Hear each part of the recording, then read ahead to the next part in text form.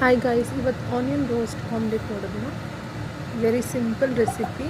Even like with rice, chapati ಇಲ್ಲ ಹಾಗೆ ಕೂಡ ತಿನ್ಬೋದು. ಫಸ್ಟ್ ಆಯಿಲ್ ಹೀಟ್ ಮಾಡಿಕೊಂಡು ಆನಿಯನ್ ಕಟ್ ಮಾಡಿ ಹಾಕ್ಕೊಳ್ಳೋಣ.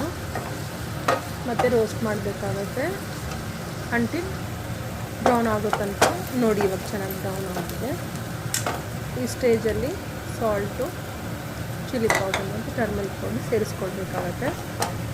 ಸೇರಿಸ್ಕೊಂಡು ಮಿಕ್ಸ್ ಮಾಡಿ ಕೊಡಿ. ಮತ್ತು ನಾನೊಂದು 4 ಮೊಟ್ಟೆ ತೊಗೊಳ್ತಾ ಇದ್ದೀನಿ, ಹಾಕ್ಕೊಳ್ಳೋಣ. ಮತ್ತು ಸ್ಪ್ರೆಡ್ ಮಾಡಿ ಕೊಡಬೇಕಾಗತ್ತೆ. ಆಲ್ಮೋಸ್ಟ್ ಒಂದು 50% ಕುಕ್ ಆದಮೇಲೆ ಸಾಲ್ಟ್ ಮತ್ತು ಪೆಪ್ಪರ್ ಪೌಡರ್ ಸ್ಪ್ರಿಂಕಲ್ ಮಾಡ್ಕೊಳ್ಳೋಣ.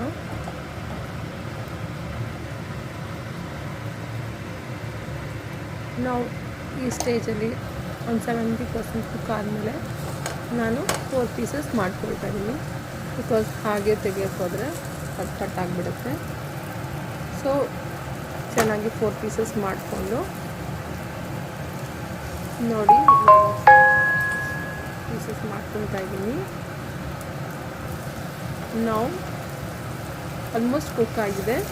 ಇವಾಗ ತೆಗಿಬೋದು. ತೆಗೆದು ಇನ್ನೊಂದು ಕಡೆನೂ ರೋಸ್ಟ್ ಮಾಡ್ಕೊಳ್ಳಿ. ಗೈಸ್, ಇವಾಗ ಚೆನ್ನಾಗಿ ಕುಕ್ ಆಗಿದೆ.